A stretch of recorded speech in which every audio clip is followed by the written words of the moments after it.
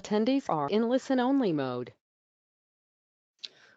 Well, good morning, everyone. My name is Larry Gastiger. I'm the Executive Director for WIRES, and I wanted to welcome all of you to our program for today for the WIRES 2020 summer meeting, which we're obviously holding virtually given the circumstances that everyone's dealing with these days.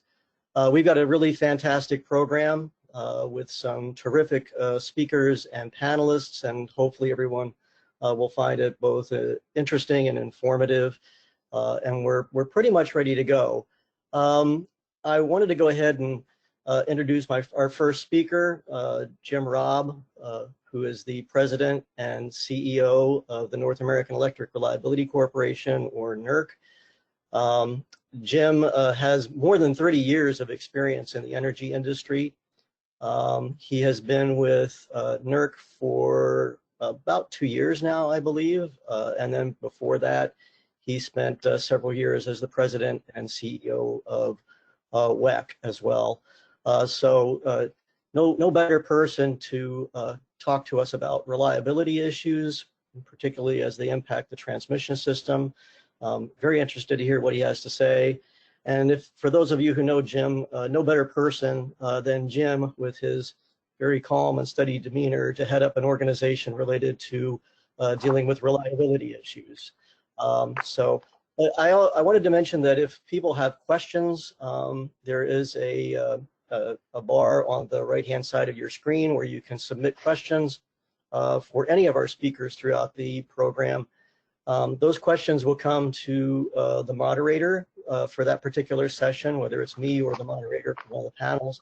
And then they will relay the questions to the speakers or the panelists, time permitting. But I did want to make sure that everyone knew that we had the ability for participants to submit questions for the speakers to address if we have time at the end of their presentations. So anxious to get the program started, and we'd like to turn it over to Jim. There may be some issue with the webcam, so Jim is available on audio, but I'm not sure that we will be able to see him. But nonetheless, we'll be able to hear what his thoughts are for today's presentation. So Jim, if you're ready, I'll go ahead and turn it over to you. Well, thank you, Larry. That was a very gracious introduction. I appreciate that. And I apologize that I'm having webcam issues, but as I mentioned to Larry at the start of this, I have a face made for radio. So maybe that's okay. And with the pandemic and the lack of personal grooming, I also represent the wild man from Borneo. So I'm probably actually doing you a favor by having the webcam off. Larry asked me to come in and talk a little bit about the response of the industry and the transmission system to all the issues that we've been facing over the last 5 months with the pandemic. And so that's where I'm going to focus my comments, but I'd be happy to take questions on any topic you all be interested in.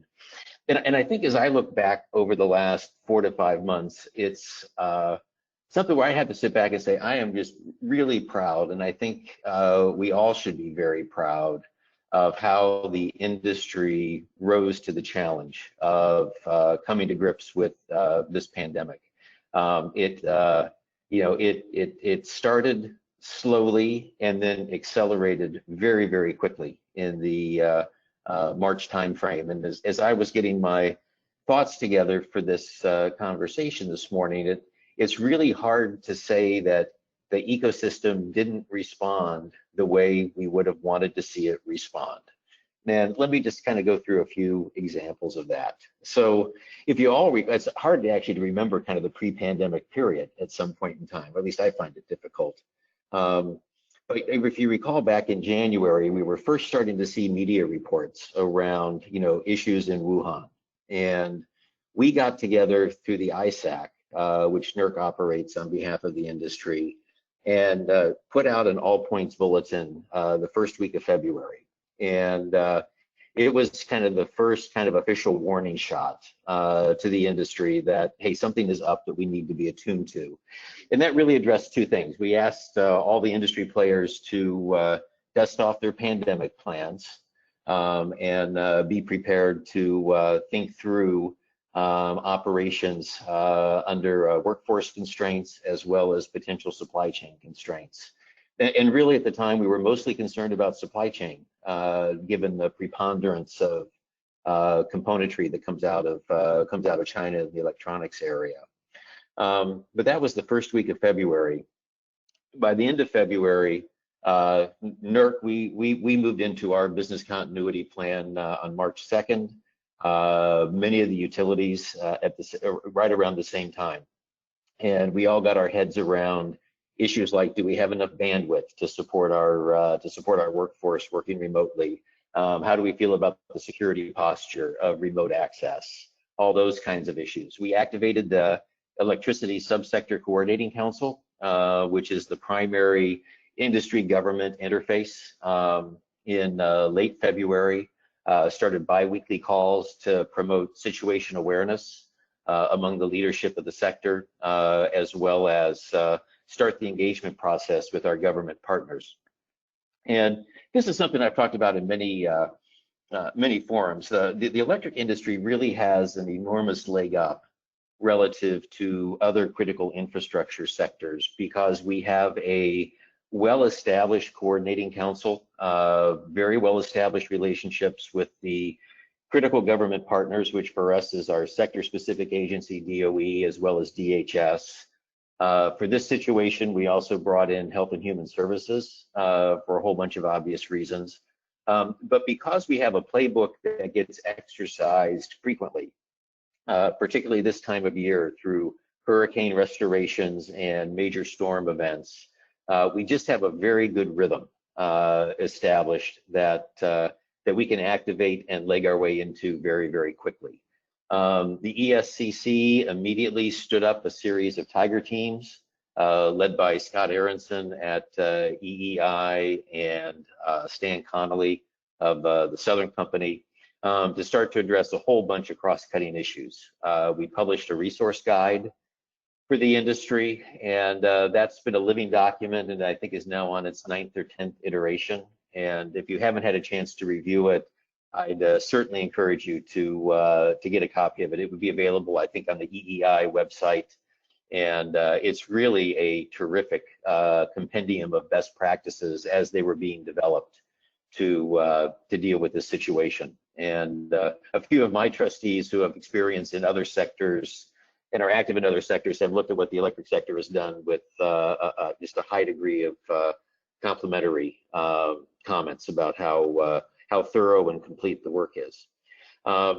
In early March, we published at NERC a level 2 NERC alert, basically trying to get assurance that all of the industry had moved into pandemic plan activation, and also wanted to understand issues around supply chain, ability to provide mutual assistance as we were moving into the spring and summer storm season, and just to get a sense of other issues that are out there. And that was a very comforting alert in terms of the responses we got back. And I can't quote all the numbers because they're not public, but the vast majority of the entities we surveyed had activated their pandemic plans.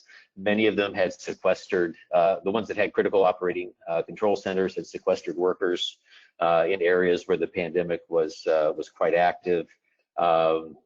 2/3 said that they would support mutual aid requests, and that's probably almost 100% of the entities that would support mutual aid anyway. We have a lot of entities in our registry that probably wouldn't, just because they're single site generators and the like. And there was the big concern that was raised that wasn't fully on our screen was the ability to get major maintenance projects and equipment turnarounds done during the shoulder season to prepare for the summer.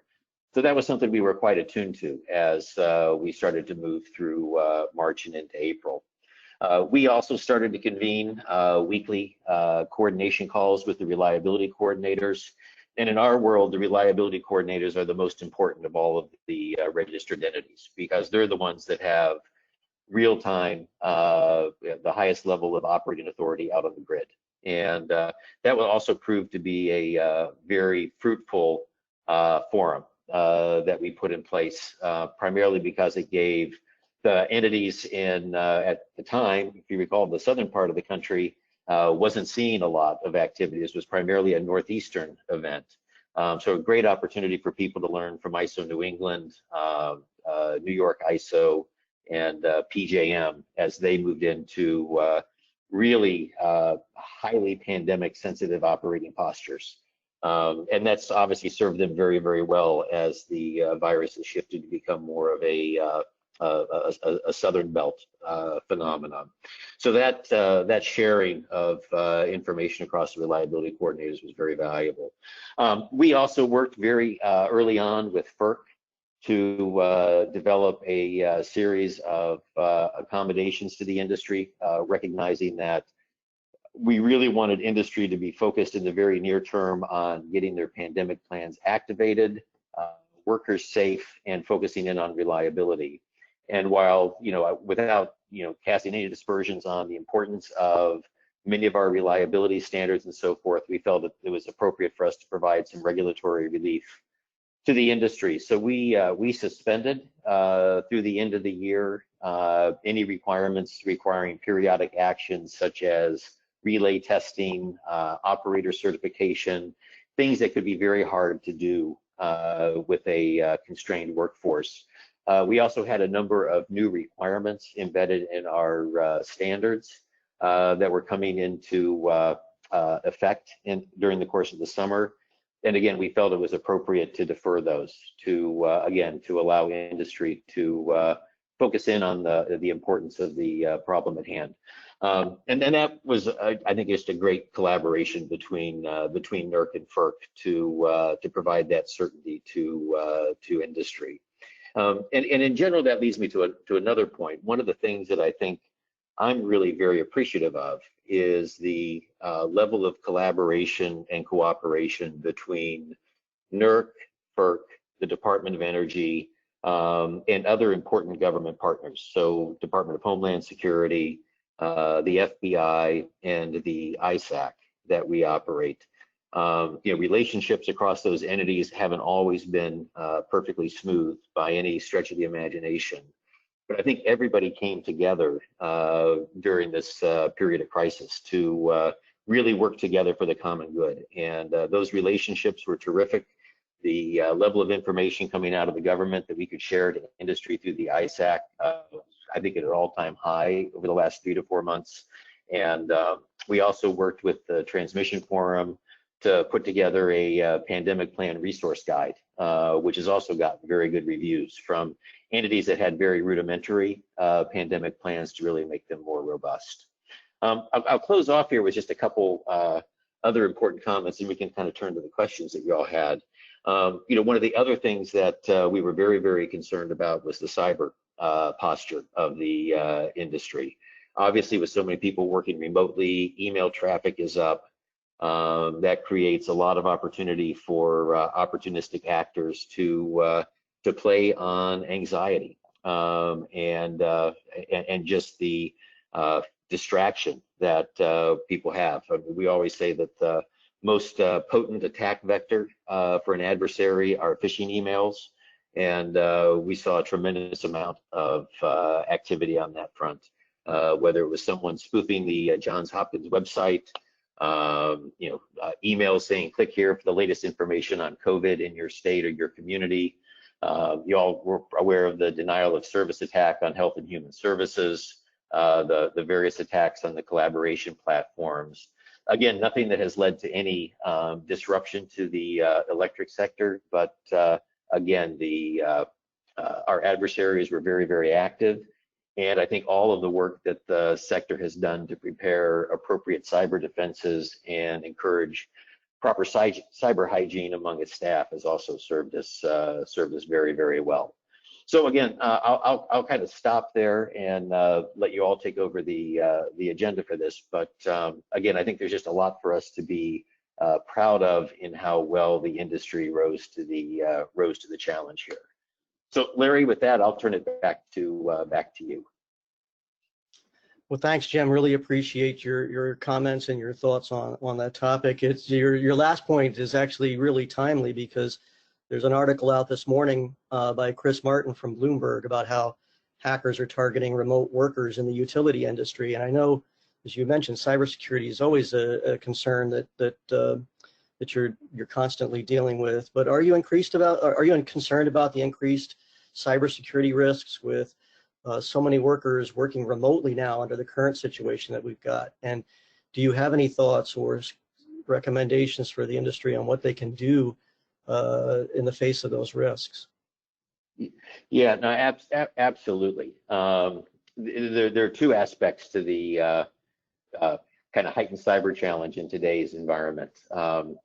Again, the most potent one is the one that I mentioned, right, which are phishing emails. And with the workforce largely stressed, at least I know my workforce feels very, very stressed in the environment that they're in, because they don't have the normal work hours that going to and from the office created. And because of people having to communicate more electronically than not, the level of just email traffic, I think ours went up 500% in April over February. So there's just a lot of clutter out there and a lot of opportunities for people to get things through. I think the clear advice to the industry is, and management, is that this is kind of core to organizational cyber hygiene, is training people to be very, very thoughtful about email management, to take their time, investigate whether an email is something you expected from somebody that you know, and if it's unexpected, don't click on it. That's, again, it's the biggest risk that we have. And industry's been on top of this. I mean, I think all the companies perform phishing drills with various forms of incentives or penalties for staff, depending on how well the company does in resisting the temptation. But you can't take your eye off the ball for a second on that one. So continuing to sensitize the staffs and train is very, very important. The other issue, which we're not as well equipped to deal with, but came up early on, which is what would happen if you couldn't get workers isolated safely in a control room, and you actually had to run the system remotely. And we published some guidance through the ISAC on how that could be done securely. But again, I think that's one of the lessons learned coming out of this that we'll spend much more time on, is the way to actually operate the system and from a remote posture, because that's something that could have snuck up on us more aggressively than it did, and would have been a clear vulnerability. Well, thanks. I've got one question from one of the participants, and they're asking if you can in any way comment on the findings related to the examination of the Chinese HV transformer that was originally supposed to go to WAPA, but was diverted by DOE and DHS earlier this year. Is there any comments or elaboration you have with respect to that? No, most of the information around that is, as you would expect, classified. So I'm really not in a position to comment. Okay. One question that came up as well was whether in the response to the COVID-19, have you identified any particular lessons learned about how companies might want to look to revise or update their continuity plans? Yeah, I think there's going to be a boatload coming out of these. Now, we put together, I think after the SARS event in 2008, 2009, we published with industry a pandemic, part of our high frequency or low frequency, high impact event. We had a chapter in there on pandemic planning. And I think it was a great starting point for the industry, but I don't think any of us, when that was put in place, contemplated something as long lasting and as impactful and devastating as the COVID plan has been. So a lot of that work, I think, has been done along the way. We published I think it was in late April, maybe early May, a special assessment on the operating posture of the industry. I mentioned the resource guides that the ESCC has put together, the pandemic plan that we put together jointly with NATF, DOE, and FERC. I think at the end of this, whenever the end is, we'll need to do a very thorough look back and log all the things that we wish we had done earlier on. I know a couple of the things that are really important are, one is the availability of PPE, particularly masks and hand sanitizer. And that continues to be a challenge for the industry. And I know that APPA has been quite concerned about the availability of masks for their workers, for the public powers in particularly in California as we go into the summer season here. And we've actually seen a little bit of mutual aid starting to show up here, because I think I read recently that Southern Company sent 10,000 masks or something like that to APPA to support their California members. But things like hand sanitizer, PPE, all this stuff that I think everybody wished, boy, I wish we had a ton of that in inventory, but we didn't. That's one. I think the supply chain issues also are going to loom large. And we've been fortunate that we haven't had any constraints on any kind of major equipment, at least yet, emerge as a reliability problem. But obviously, the longer this lasts and the more things start to fail out of the system, right, we'll start to test the supply chain and inventories. But I think people are going to have to think about inventory management potentially a little bit differently. And then I think the third lesson learned that I would say is, although, again, I think there's a lot for us to be proud of in how we responded, I think all of us wish we had leaned in earlier. And I think that's another thing that we'll think through, right? Whether the faint signals coming out of China in January should have prompted action earlier than what it did. And it's obviously it's very hard to separate a signal from just general noise, but I think that's something we're going to want to go back and think about, right? Whether these plans should have been triggered earlier. Again, that's not a criticism. That's just, I think, an opportunity for us to think some things through with the real-time experience that we've had. I want to shift gears just a little bit. Resilience has been a hot topic for quite some time now, and just wondering if you have any sense as whether the concept or how we define what resilience is might have changed in light of what's happened with COVID-19. And then the other question is, from a transmission owner, transmission operator perspective, what are your thoughts in terms of what they should be doing to support resilience? Well, I think the big insight here coming out of COVID was, most of the time when we think about resilience, we've always thought about the physical characteristics of the grid, right? Do we have enough redundancy built into it? Are we able to recover quickly? Arrest events and then recover quickly and get back to an acceptable level of operation. I think what this event has taught us is the importance of the resilience of the workforce, and the ability to get people quickly into safe places to continue to perform their critical operations. We had issues in mainly coming out of California, I think, with the ability of workers to access important maintenance sites and stuff like that. So I think there's going to be a whole kind of renewed focus on workforce resilience, and as opposed to just the resilience of the physical system. I think that has served us very, very well. But the workforce, I think there are some issues here that we've learned about. I think the other big lesson learned coming out of this, and again, we probably should have understood this, and maybe others did, but it was eye-opening for me, is our industry is highly focused on, in storm restoration, and through the ESCC is very much focused in on the industry and federal partnerships that are so critical. And as I said, those work terrifically through the course of this. I think one of the things we learned, though, was that many things, happen at the state level as opposed to the federal level, and I think more attention needs to be paid to building state relationships between the asset owner operators and the emergency response department and infrastructures in the states. Obviously, the utilities have great political connections through the governors and the regulatory offices, but I think this is an important learning. And I think the third thing here is just the continued importance of drilling. Again, everybody had pandemic plans. They were all, exercised on occasion. But I think now that we've kind of lived through something, we might exercise those with more purpose than we might have before. And as I said, kind of focus in perhaps more on state and local relationships that are really going to be important for the mobility of workforce and priority of PPE and those kinds of issues, because at some point the federal government can only do so much.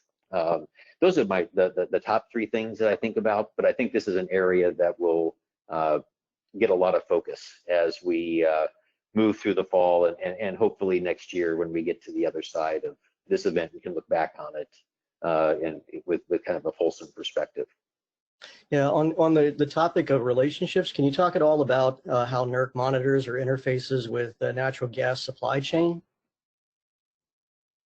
Yeah, natural gas is a really important topic for us because, as you all know, right, with the decline in kind of traditional solid fuel generation, gas has become increasingly the fuel of last resort that keeps the lights on in a pinch. One of the important initiatives we've had underway has been through the EISAC.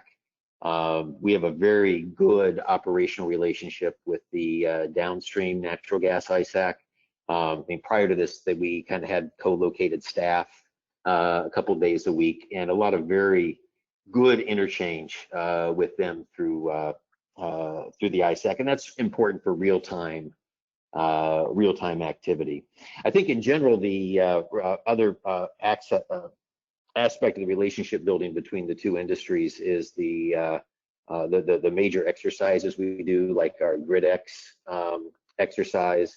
We've increasingly brought in supply chain partners, natural gas, equipment manufacturers, relay manufacturers, as well as telecom and financial services to be part of that, and to really promote cross-industry awareness, because the cross-sector vulnerabilities are increasingly emerging as the things we need to be very, very attuned to.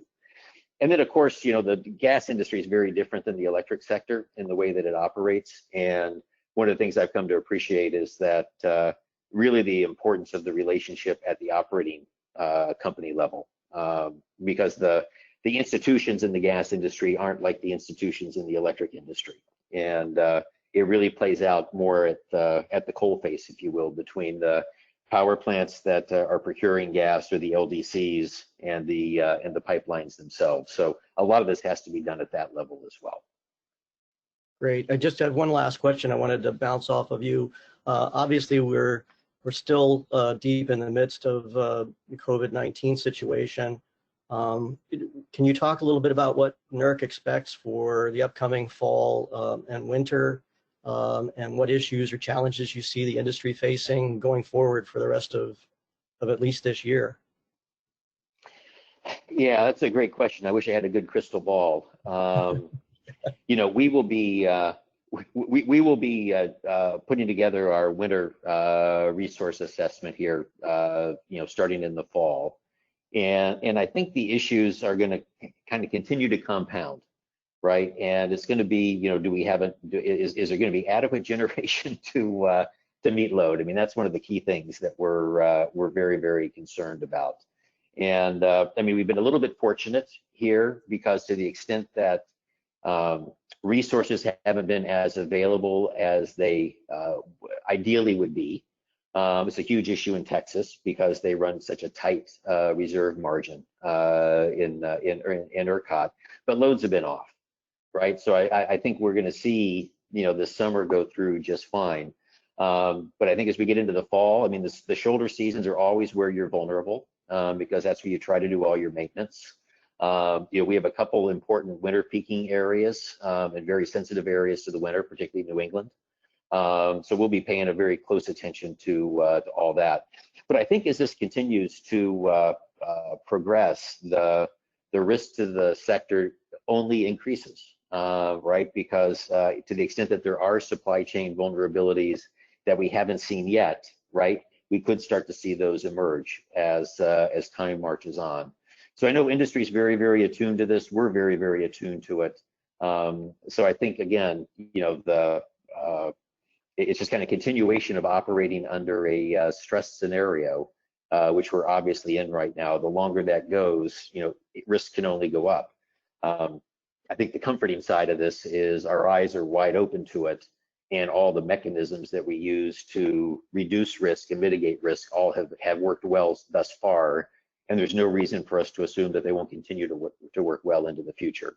But continued vigilance on the cyber front, continued attention to workforce fatigue and attention, and then just making sure that we stay on top of any supply chain related issues are probably the three most important things for us to be attuned to.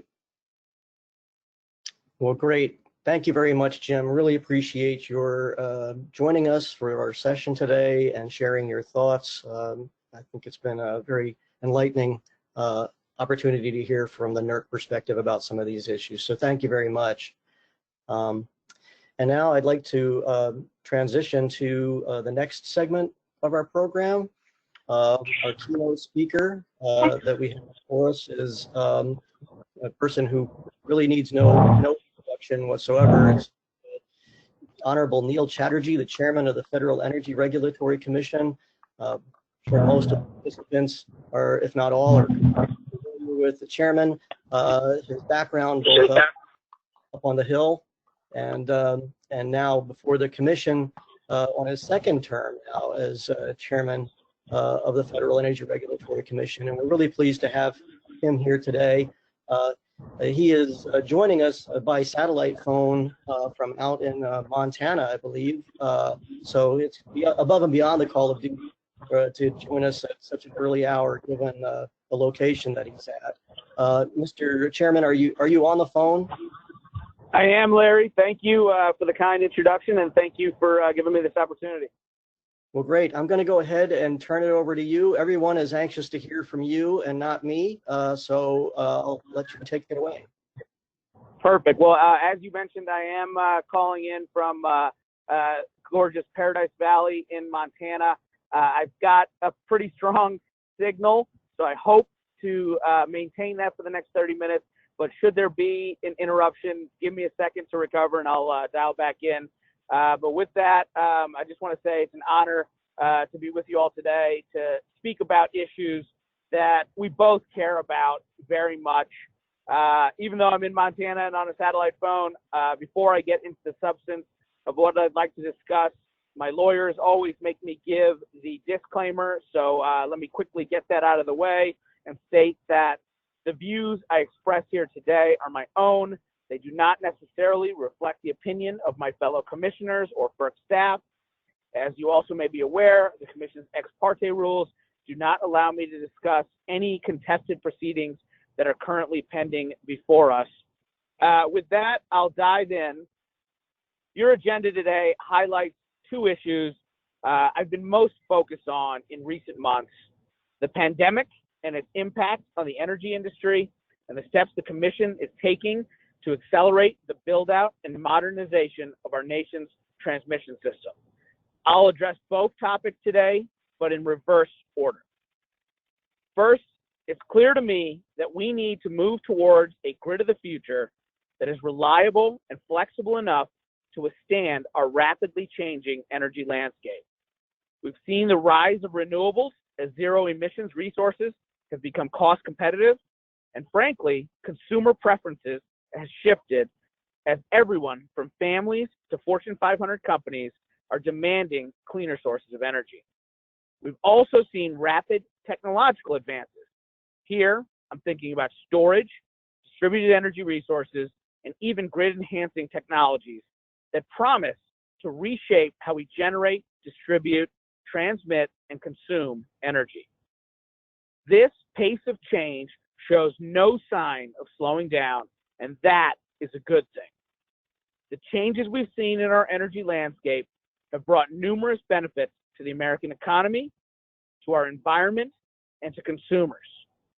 U.S. electricity prices are low, power sector emissions are declining, and we've maintained reliability. However, these trends can only continue if the transmission system is up to the task. And it's incumbent on me and my colleagues to do our part to make sure we are creating the right ecosystem for the necessary investment and innovation in our transmission system. That's why, since starting at FERC, one of my top priorities has been ensuring that we have the right transmission infrastructure in place to bring new energy sources online and usher in the grid of the future, a grid that is able to keep up with the pace of change. That's a tall order for long-lived assets like transmission projects, and it will take both investment and forward-thinking ideas. Our ROE policies are a critical part of the picture when it comes to building the grid of the future. We've been working hard to update the methodology we use to calculate transmission utilities ROE. We're focused on making sure our ROE methodology better reflects investor expectations and this is an important piece, is also legally durable so that it will stand up if challenged in court. We recognize that investors crave certainty and stability, so that is a key focus for us. The methodology we established in Opinion 569A accomplishes these goals by relying on 3 market-based models, which together will reflect investor expectations and help mitigate model risk if, for example, one of the models produces unusual results. Our transmission incentives policy is another critical piece of the puzzle. In March, we issued a notice of proposed rulemaking to update the Commission's transmission incentives policy. We propose to depart from the Commission's existing risks and challenges approach that was established nearly 15 years ago in Order 679, and to instead grant incentives to transmission projects based upon benefits to consumers, ensuring reliability and reducing the cost of delivered power by reducing transmission congestion. This new approach would more closely align the Commission's transmission incentives policy with the statutory language in Section 219 of the Federal Power Act. It also simply makes sense that our policy should incentivize the most beneficial transmission projects, not the riskiest ones. Consistent with this theme of aligning transmission incentives with benefits to consumers, the NOPR highlights the enormous value that the RTOs provide to consumers and accordingly proposes to increase the RTO participation adder from 50 basis points to 100 basis points. We are already working through the comments we received and are carefully considering the issues. I'm confident that we are on the right path and I'm optimistic that this reform will move forward swiftly.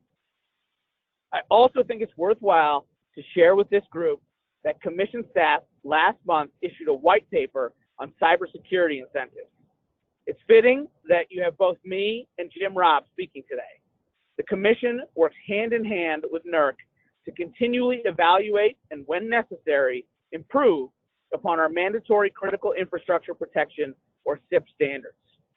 In the white paper, Commission staff proposed 2 approaches the Commission could consider as complements to the mandatory CIP standards to incentivize voluntary cybersecurity investments that go above and beyond what the CIP standards require. I applaud the innovative thinking our staff has done in this area, and I'm looking forward to reviewing stakeholder comments.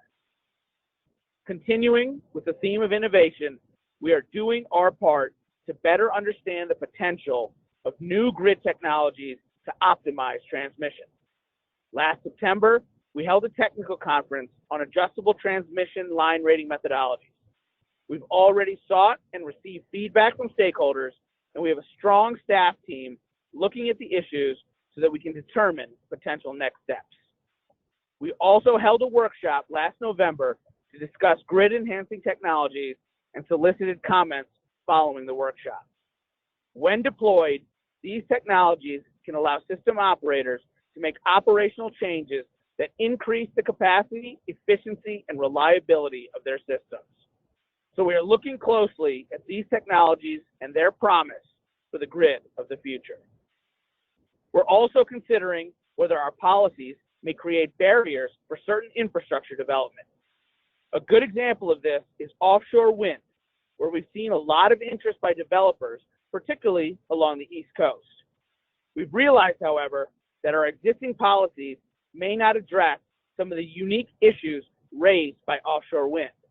So we decided that now is the time to examine the transmission, interconnection, and merchant transmission facility frameworks we have in place to determine whether they accommodate offshore wind generation development and how our rules and policies could be improved.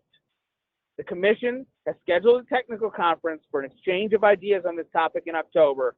I look forward to hearing more about these issues so that we can continue to address any barriers we may see. I'll now turn to my current thinking as it relates to the pandemic. The past several months have been incredibly challenging to our nation and to our energy industries. We are seeing decreased demand for electricity, gas, and oil as a result of the pandemic. Although we've seen demand rebound as we've experienced a hotter than usual summer peak season, ultimately, we don't know yet where these trends are heading in the coming months and how they will affect infrastructure planning and development. From the early days of this crisis, I've made clear that I want the Commission to get in front of these issues as much as we can and to think proactively about how we can respond in the coming months and even years.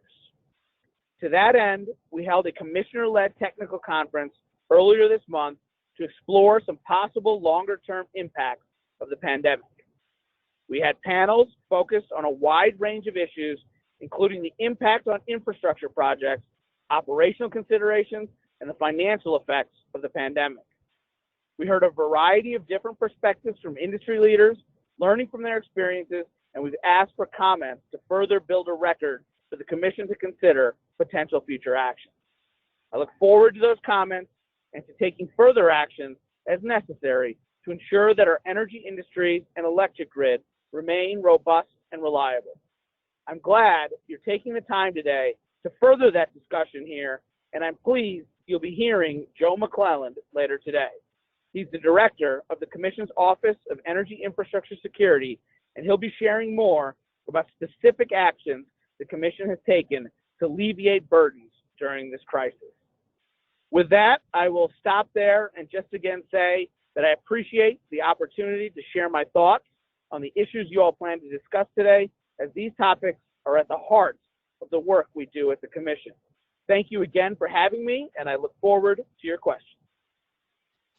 Well, thank you very much, Mr. Chairman, and you've been coming through loud and clear through the satellite phone. That's been working great. It certainly sounds like you guys have had your hands full, and we know that a lot's been happening at FERC, both in terms of the challenges you've been facing and the workload that you all have. I wanted to tee up the first question for you, which really triggers off of your current role as FERC chairman, but also your past experience having worked up on the Hill.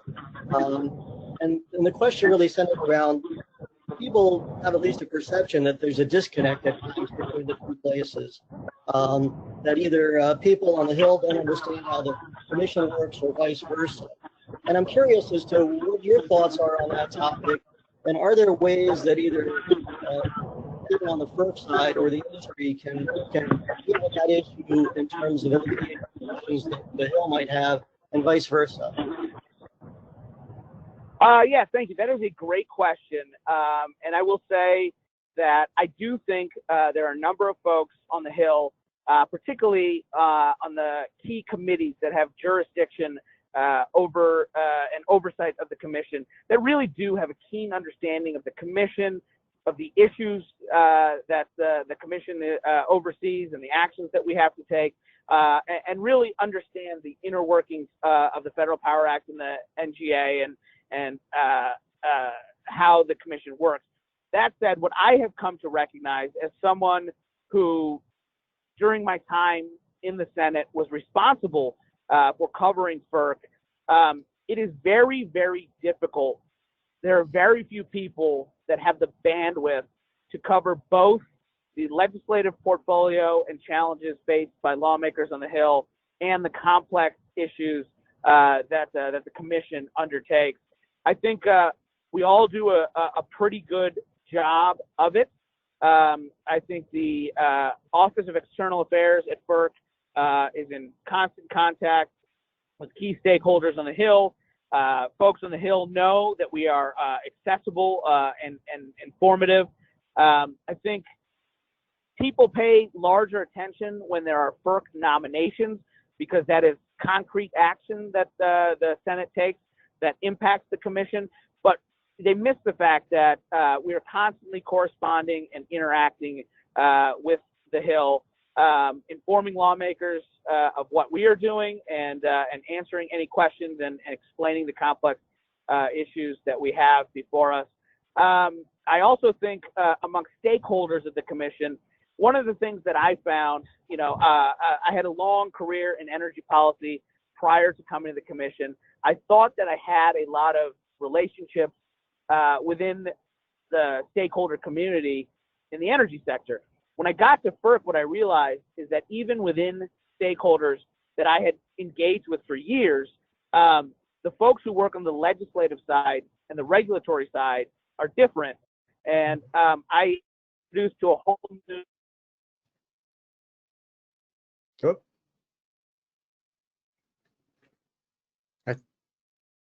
Are you still there? I think we might have lost you. Stakeholder teams and the regulatory teams.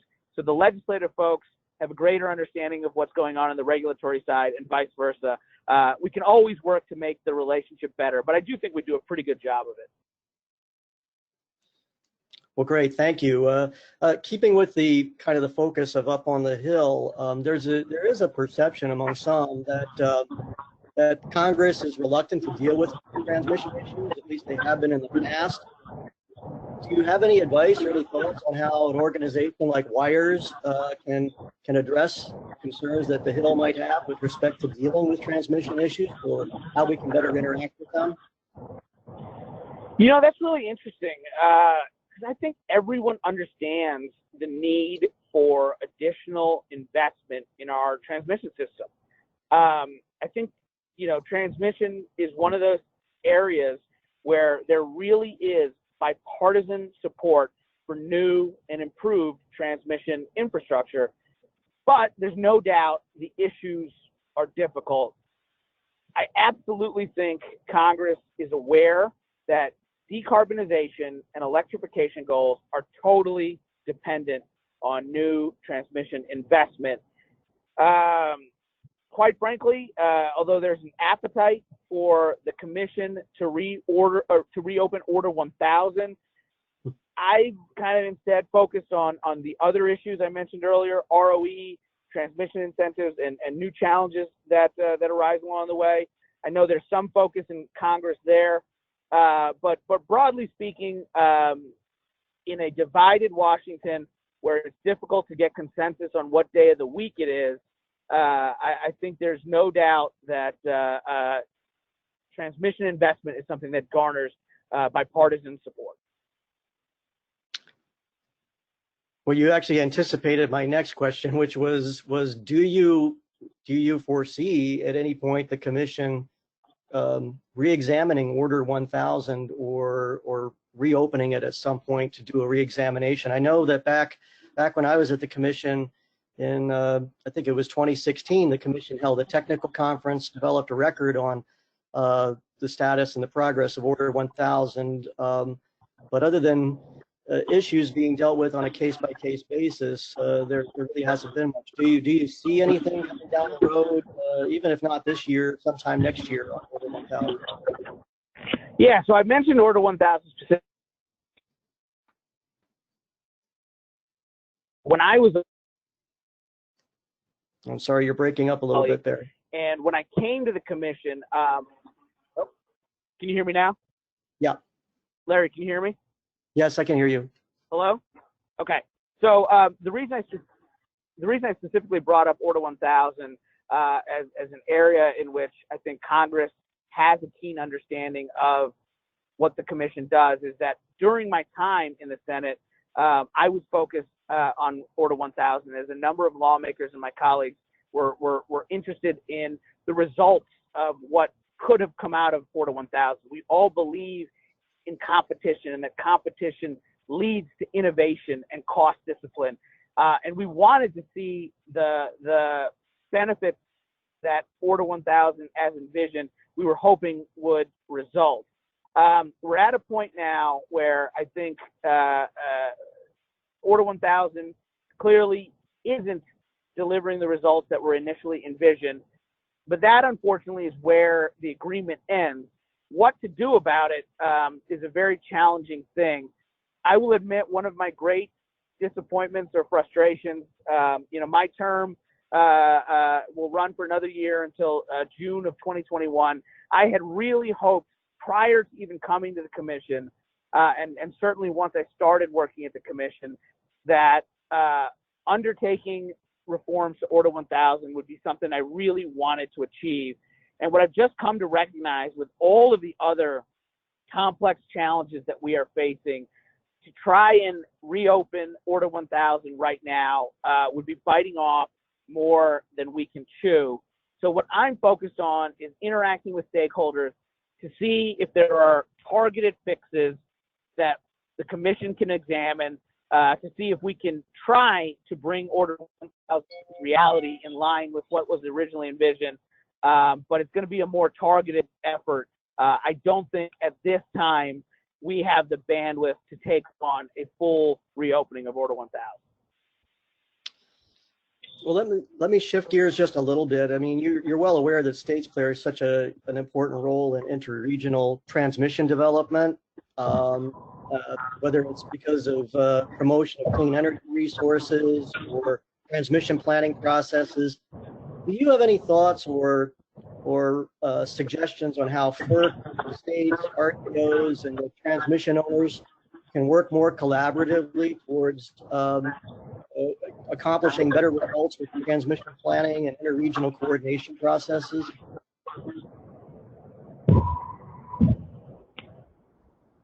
I'm sorry, Larry, you were breaking up on me. Can you repeat the question? Sure, yeah. My question really focused on how the states, FERC, RTOs, and transmission owners can work more collaboratively towards accomplishing interregional transmission and dealing with the planning processes on that. So again, I mean, you're sort of getting at the issue of whether we should reopen Order 1000 and reevaluate how needs are demonstrated and how the rule could be improved on this front. And I just, as I mentioned, I think it's just challenging to open up Order 1000 at the time. At the same time, as I said, the commission, we're always open to proposals and new ideas for how to expand collaboration and improve the processes that underline these complex planning decisions. That seems like the type of process-focused reform and thinking that could be developed at the grassroots level, so to speak, to lay the framework for a future dialogue at FERC. Well, thanks. I've got one other question that came from one of our participants, and that has to do with distributed generation. And they're curious as to how you see distributed generation, microgrids impacting transmission grid over the next 10 to 20 years. So, I think there's clearly a need for further investment in the transmission system, as I've said, and I don't see that changing anytime soon. I'm always a little hesitant when I get asked questions about what's going to unfold over the coming decades. But that said, on the generation side, I think there's some trends that just can't be ignored. First, the interconnection queues are dominated by large utility scale renewable resources that will depend heavily on our transmission system. Second, we've seen a lot more smaller scale residential generation like rooftop solar. And third, I think you're going to see substantial energy storage deployment, either co-located with renewables, as I mentioned, or on a standalone basis, located in load pockets. And these trends impact the way that we generate, distribute, and transmit electricity. Well, thanks. And I have one last question I want to ask you before closing out, and that deals with the impact on the commission and its operations with COVID-19. Can you talk a little bit about what that experience has been like? I'm sorry, I missed the first part of the question you were asking. The impact on the commission of dealing with the COVID-19 and remote working situations. Yeah, I've been really, really proud of how the commission staff has stepped up and responded to the challenges being presented by this pandemic. We made the decision early on March 12th to transition to full telework. We tested our systems to make sure our systems could handle that transition. And FERC staff has really stepped up and done a tremendous that we all had was that just simply being open for business and being able to complete our work in a timely to the regulated community and to commission stakeholders, it's one less thing for folks to worry about as they focus on what they need to do to get through the pandemic.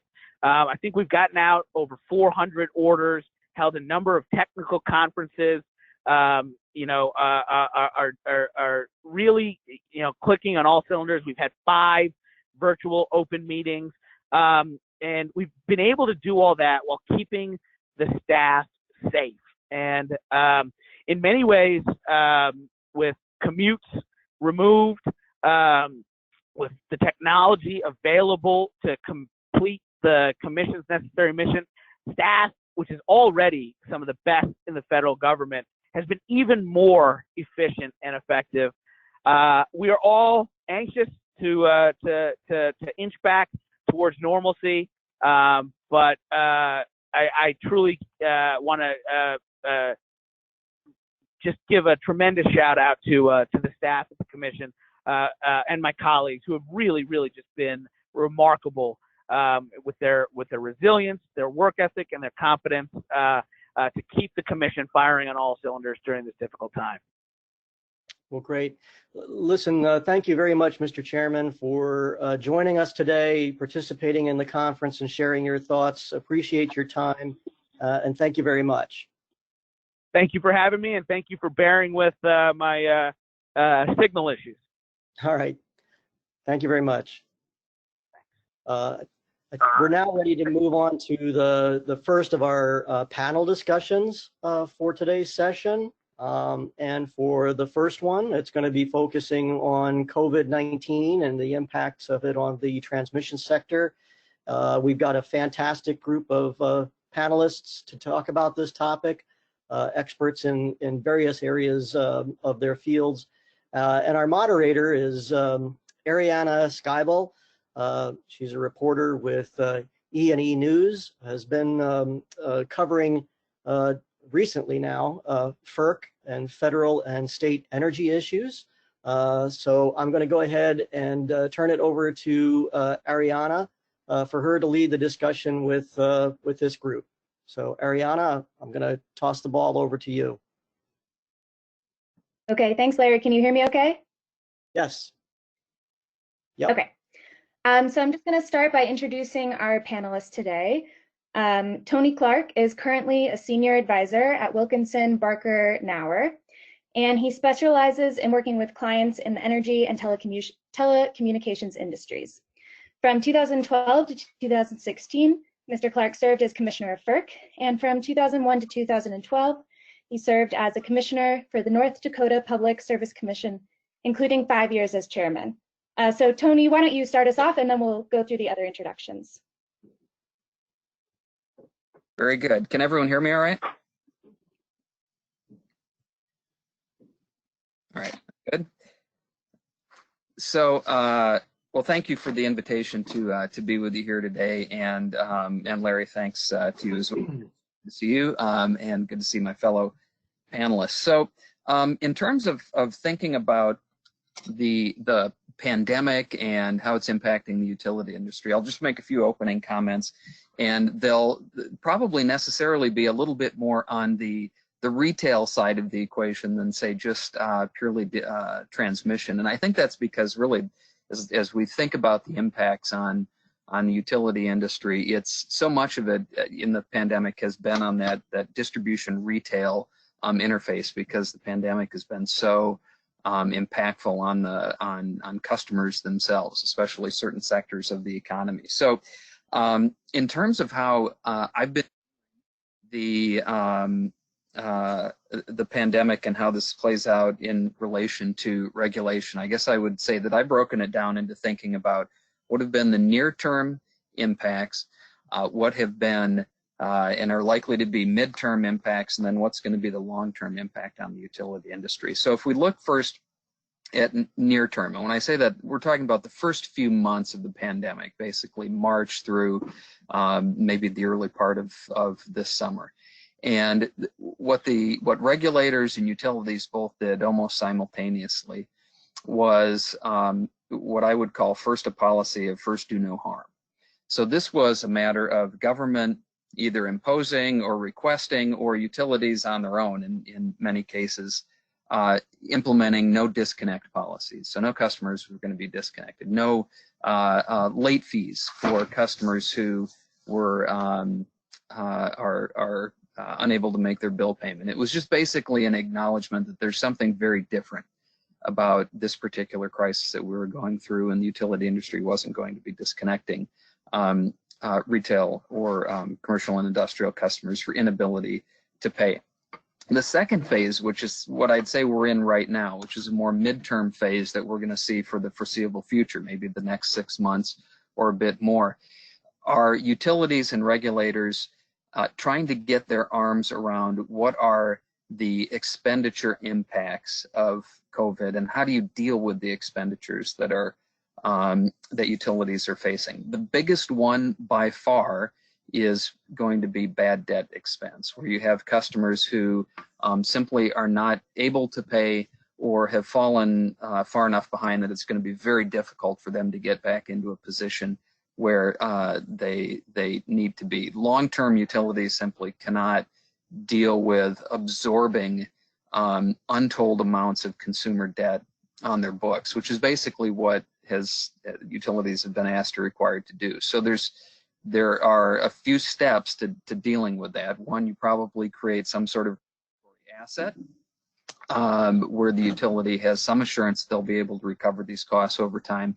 And then you deal with proceedings about how to ultimately recover those costs. There are really two ways to do it.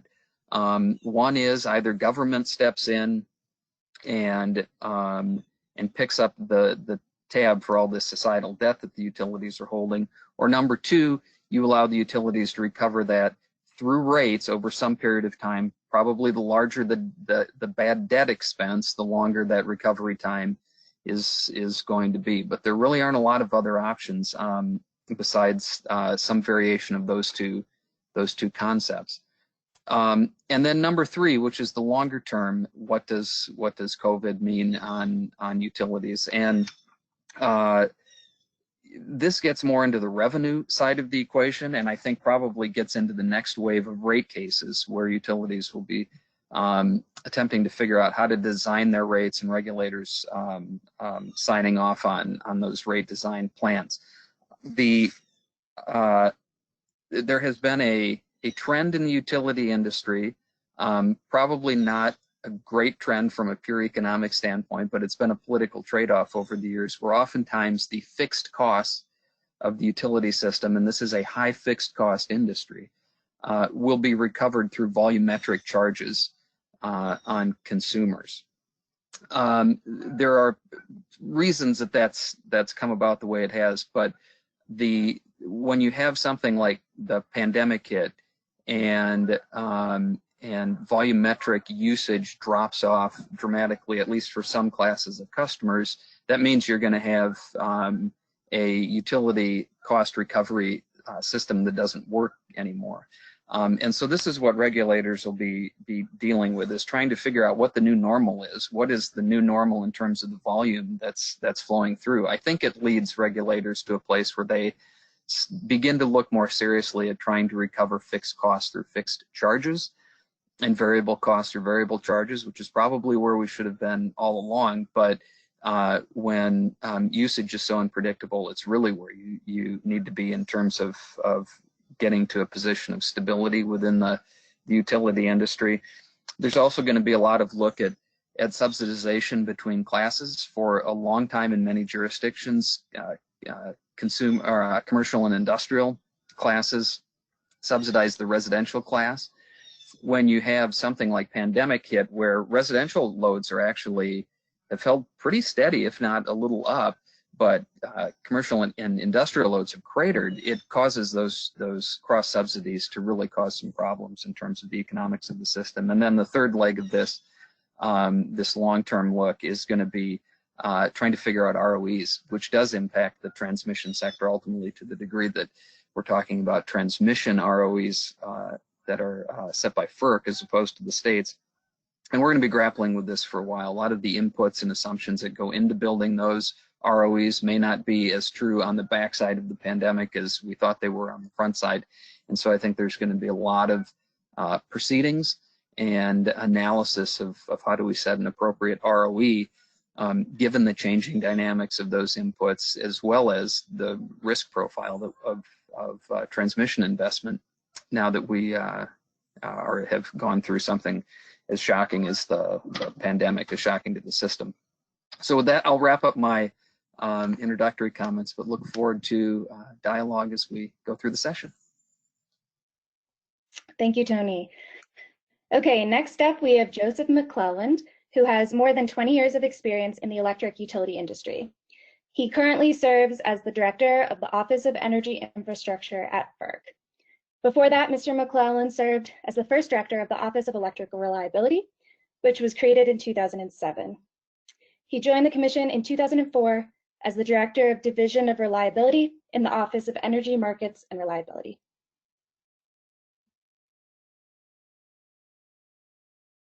Oops, I guess I'm up now, right? Thank you. Well, thank you for the invitation to be here today. My name is Joe McClelland, and I am the director of the Office of Energy Infrastructure Security at the Federal Energy Regulatory Commission. As with the chairman, we always start with a disclaimer. The views I'm about to express today don't necessarily reflect the views of the chairman, any commissioner, or the commission itself. Let me begin with some background. On March 12th, the World Health Organization announced that the COVID-19 outbreak could be characterized as a pandemic. On March 13th, President Trump declared a national emergency beginning on March 1st. On March 12th, FERC initiated remote operations, ordering all employees who could telework to do so. And we are still in that state today. Now, in order to better anticipate and understand industry's needs while working through the pandemic, FERC initiated several outreach efforts within that same month. I'm just going to give you 3 examples. The first example, on March 19th, FERC Chairman Chatterjee announced the establishment of a pandemic liaison for all industry inquiries related to COVID-19 preparations and impacts on the FERC jurisdictional community. Emails can be sent to the FERC liaison at ferc.gov to receive prompt responses, typically within 2 business days from commission staff. And I'm sorry, Drew, if you're not on slide 2, please go there.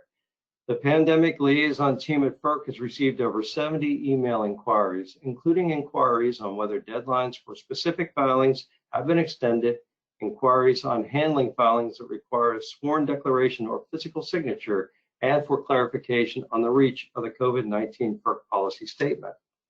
A second example is on March 5th, FERC joined the Electric Subsector Coordinating Council, or ESCC, COVID-19 calls with federal principals and senior industry officials. The purpose of these calls is for the public and private sectors to work together to identify and resolve the challenges of the electric utilities while working under their pandemic plans, and they have been incredibly productive. Although they are being held less frequently today, these meetings are still continuing. And as a third and broad example, FERC has joined several federal interagency forums and initiatives to leverage our subject matter expertise and share information with our federal partners, particularly DHS and DOE, to better anticipate and address issues that could interfere with a reliable and secure supply of energy during this national emergency. These and other outreach initiatives help the Commission to better understand the impacts of the COVID-19 pandemic on the industry members before we took action. Now, roughly, I believe that these impacts can be placed into 4 broad categories. The first is on system operations. As the utilities began to operate under their pandemic plans, they faced challenges, including reduced employee staffing, restricted access to areas where outbreaks have occurred, and shortages of materials and supplies. And that would be particularly personal protective equipment, COVID testing kits, and sanitation supplies. This has changed somewhat, and today's challenges include deferred maintenance consequences, operations under mutual assistance, for instance, hurricane assistance, contact tracing, and surge needs for personal protective equipment. And I think Robb referred to that a little earlier on. We talked about some West Coast needs for PPE considering the fire season. The second category is planning impacts. Initially, the utilities saw an abrupt reduction in demand, in some cases as high as 5 to 10%, mainly due to shelter-at-home orders. There are signs now, however, and the chairman referenced this in his discussion, that this reduction has not persisted into the current summer peaks. Uncertainty, therefore, remains regarding the longevity of the impacts and this potential load shift, how it will impact short-term and long-term forecasts in the planning processes, and what changes in the resource mix may result. A third is cybersecurity, and unfortunately, adversaries will exploit vulnerabilities, including this pandemic, to gain access to utility networks. In some ways, this event brought about a perfect storm. It was combining factors such as an unprecedented mass telework, combined with new procedures and tools that folks were scooping up to help accommodate this process, strained and distracted OT and IT resources and personnel, and an irresistible national theme.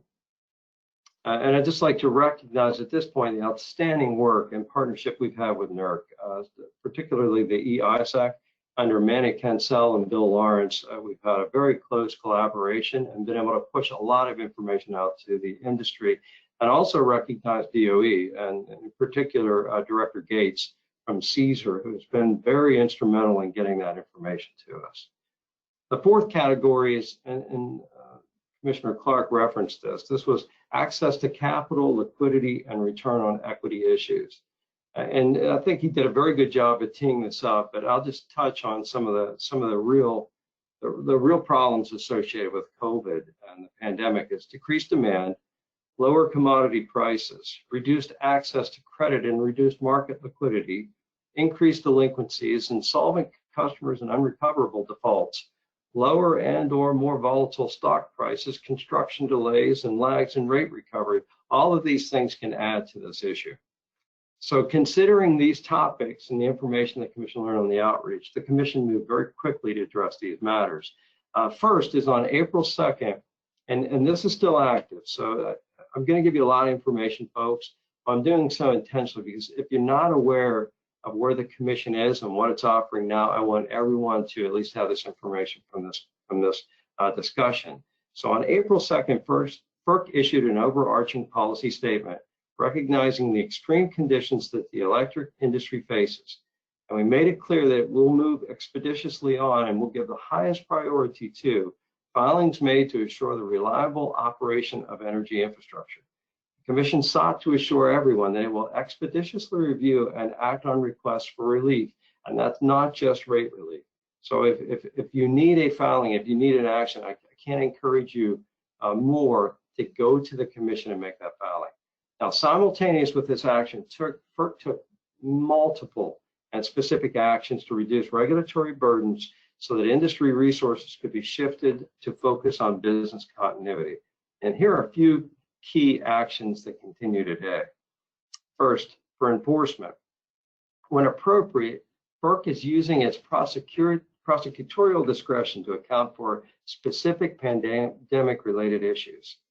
There will be consideration of the current emergency when evaluating compliance programs under the penalty guidelines as part of an audit for operations and in the timeliness of self-reports. We've set up informal lines of communication with enforcement staff for obtaining things such as more formal guidance on standards of conduct waivers and no action letters. And a final example is that entities may delay for 60 days the submission of self-reports that involve inadvertent errors producing no significant harm to the markets, ratepayers, or other market participants. For reliability standards, and Jim Robb mentioned these, I won't go into them in detail, but just sort of mention the ones that are still outstanding, because there was either a 3 or a 6 month delay in implementation of these standards. So let's just touch on the current deferments. So the current deferments include SIP 13.1 at Cybersecurity Supply Chain Risk Management, PRC2 Revision 2, Disturbance Monitoring and Reporting Requirements, PRC 25 Revision 2, Generator Relay Loadability, PRC 27.1 Coordination of Protection Systems, and PER 6.1, and that's specific training for personnel. These do not have to go into effect for 6 months after April 17th, when the Commission approved these deferments. Now, although we never stopped the external audits for reliability standards, we are continuing to perform them virtually as much as possible. And anything that does require an on-site presence, that will be picked up in January or February of 2021. We conducted or provided some clarity and guidance on accounting actions. So we issued an accounting guidance letter to address the method by which jurisdictional entities recognize expected credit losses on accounts receivable. We also issued a notice shortening the comment period for FPA Section 204 filings from 21 to 5 business days. This will help expedite a review of these filings to help regulated entities' liquidity in the face of COVID-19. For markets and other regulatory relief, again, we have a long list, so I'll just touch on a few. We approved a blanket waiver through September 1st of requirements in open access transmission tariffs that require in-person meetings or notarized documents. We extended the time period for RTOs and ISOs to post all uplift reports and operator-initiated commitment reports until October 20th. And finally, the Secretary of the Commission also issued a supplemental notice granting extensions of time for certain non-statutory deadlines, waiving regulations, and shortening answer periods for extension of time. Now, in addition to the regulatory relief efforts, FERC learned that the industry could probably use some assistance on a collaborative basis to help address some of the issues that look like they could negatively impact continuity of operations. I'm just going to read a few for you folks. We did collaborate with NERC on its March 10th pandemic alert. And as Jim Robb said, this was a significant success, and that it helped affirm that grid operators were well prepared for the impacts brought on by the pandemic. On March 26th, FERC and NABRUC, and I'd like to thank Greg White for his leadership on this issue. But we issued a joint statement to encourage state and local authorities to designate utility workers, including the workers on the power grid, as essential to the nation's critical infrastructure so they can continue to keep these services available. If you remember the earlier point about employee access to hot areas. On May 4th, following this point, Chairman Chatterjee and Secretary Brett of DOE issued a joint letter to every governor in the United States, affirming that workers from across the energy sector should be considered essential and as such should have continued freedom of movement in restricted and quarantined areas, have access to PPE, testing services, and cleaning supplies. And this is something else that Jim Robb referenced, and I'll give a little more detail on this. On May 14th, FERC staff, Department of Energy, Office of Electricity under Assistant Secretary Walker, the North American Transmission Forum, which would be under Tom Galloway, and NERC, and this is particularly Mark Lobby, assisted in the release of a first edition of a comprehensive pandemic plan, with subsequent editions now being released regularly. And we value anyone's input on these editions. Where can we add to this pandemic plan? The plan was used for folks to benchmark against their own plans, as well as help anyone who did not already have one in place. I'm going to jump to slide 5 and just touch on the COVID-19 technical conference. As the chairman mentioned, we did have a 2-day conference, and this is to continue the outreach to industry. So it's time to circle back and see what's happened and where additional regulatory relief should be afforded by the commission, and what other collaborative actions we could perform to assist. So we broke it into 4 panels: system operations and planning challenges, electricity demand and transmission planning, natural gas and oil demand, and access to capital. That's credit, liquidity, and return on equity. The comment period is open through August 31st, so we really encourage you to file comments to help us be better aware of any concerns or new issues we should address. So as I said, these are just some of the steps, some of the impacts we've seen, and some of the steps we've taken here at the Commission to help address this issue. We really do need your input and your collaboration and partnership on these issues. We can get through this together. So I'd just like to say thank you, and I look forward to any questions you might have.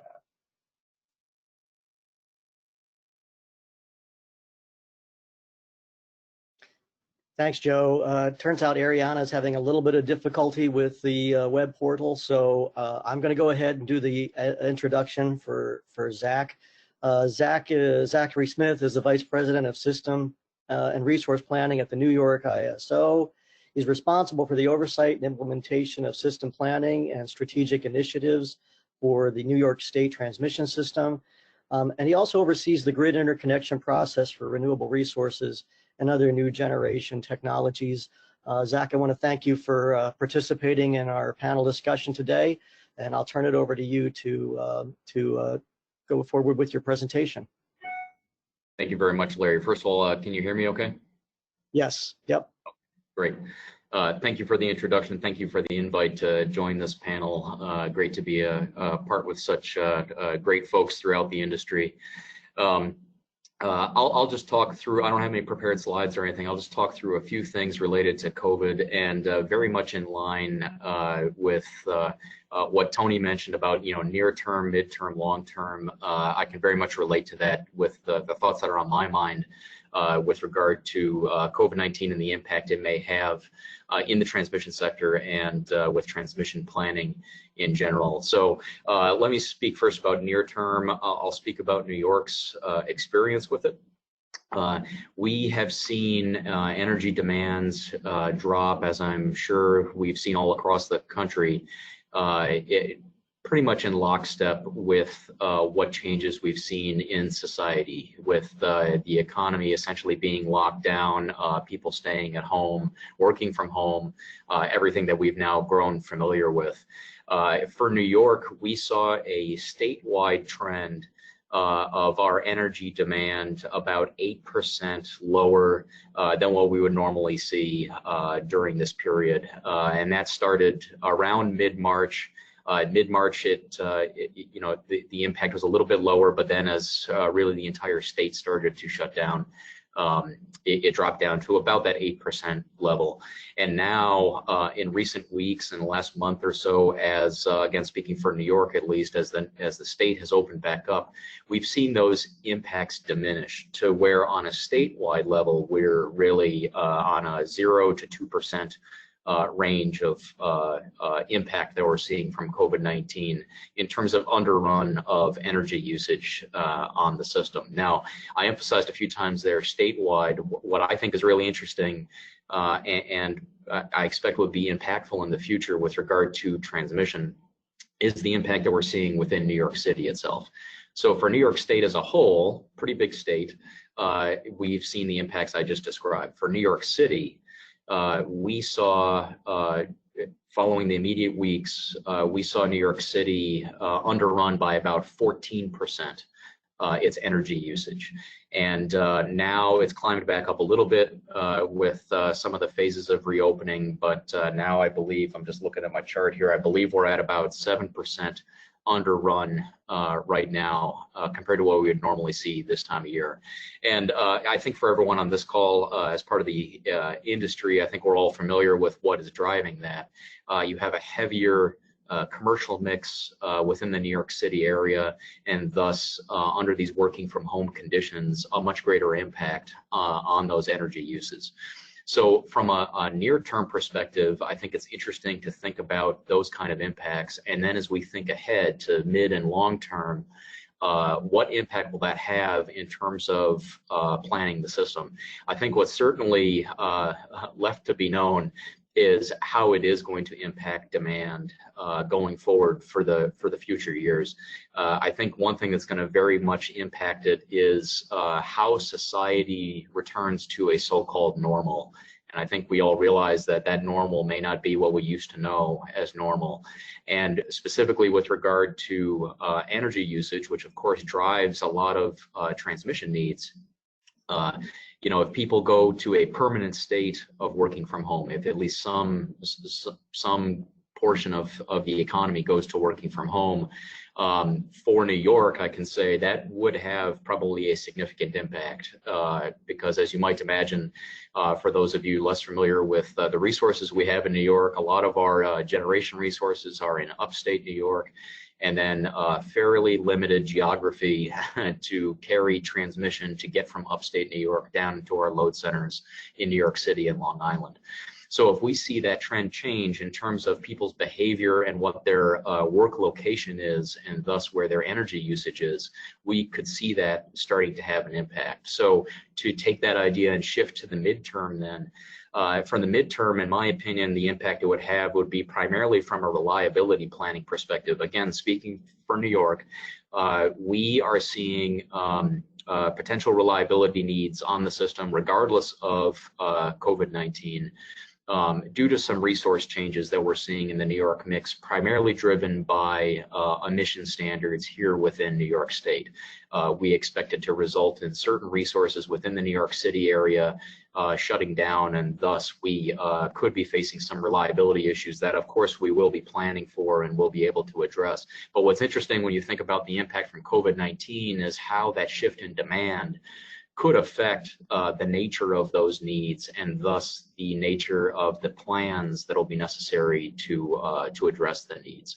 So from a midterm standpoint, that's how I could see things being impacted. And by the way, I think what's on a lot of people's minds is when you think about energy demand, once again, that very much drives the need for transmission. It is most certainly coupled to the economy. So we're keeping a close eye on what economic forecasts are. I happen to notice right before getting on this call that the latest GDP report came out for Q2, and it is an astounding 33% drop in GDP in Q2. I think I saw that is the biggest drop ever since GDP has been tracked. You know, given the nature of what's happening, it's not surprising, but it'll be interesting to see how things recover. You know, if you followed, I guess what you could call typical recessionary trends that we've seen in the past, we have been forecasting that there probably would be roughly a 2-year recovery period. But the problem with that is, you know, that is typical recessionary trends where you had economic issues driving that recession, whereas here it's kind of an externality. It's forced upon the economy. So there is a real debate about what that recovery is going to be. And my point there being is, you know, it's really kind of a huge question mark as to how this energy demand is going to recover, both in terms of societal behavior that I described, but also in terms of the economy as a whole. So taking all of those thoughts together, when you think towards the long term, my view, at least, is that it probably will have less of an impact, if for no other reason, very much to what Chairman Chatterjee described earlier. There is a strong demand, and I will definitely say within the state of New York, there is a strong demand for renewables and emission-free resources.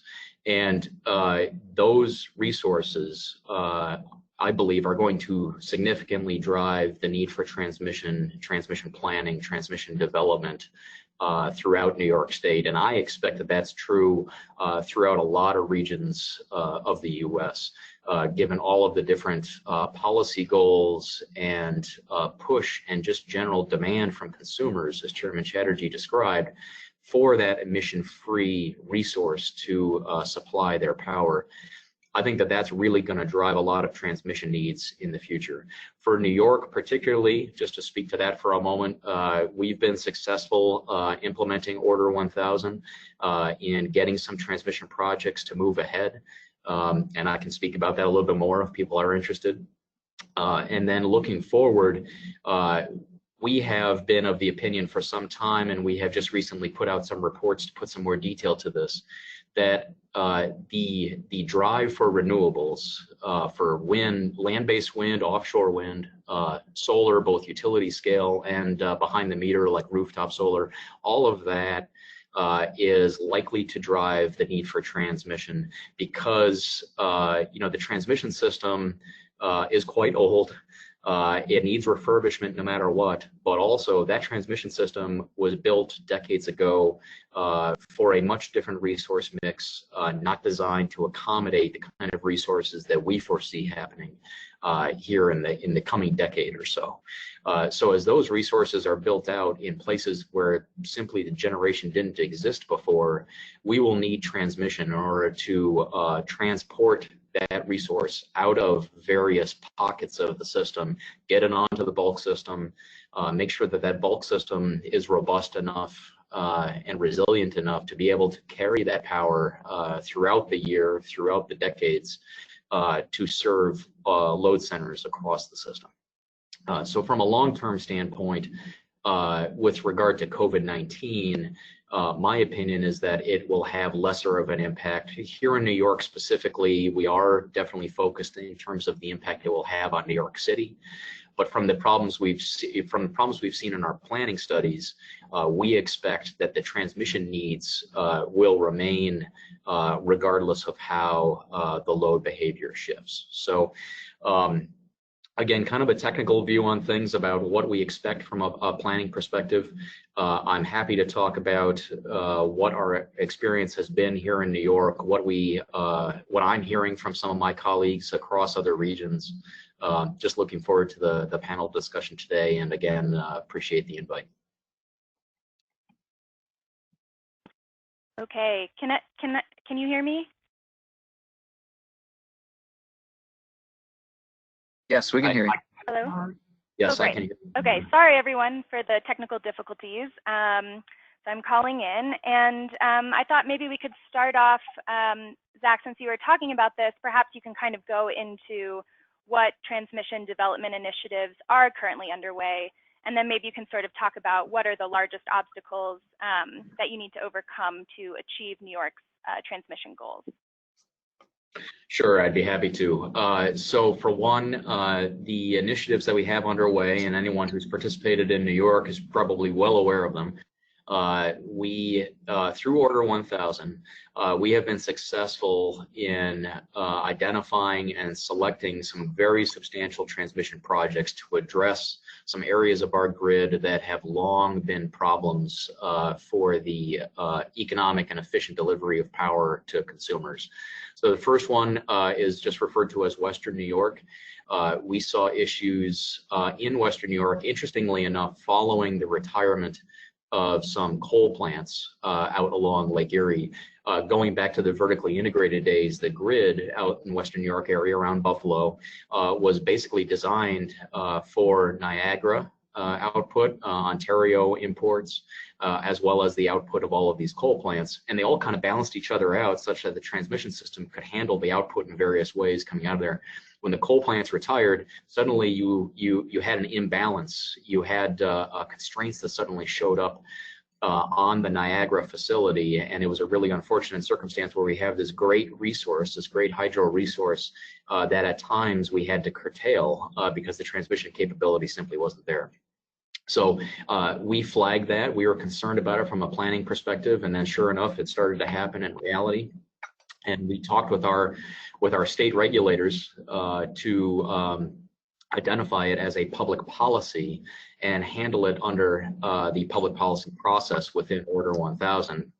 And we identified through the NISO, we selected a 345 kV transmission line that will help alleviate those constraints in Western New York. That recently just received a very important state siting certificate.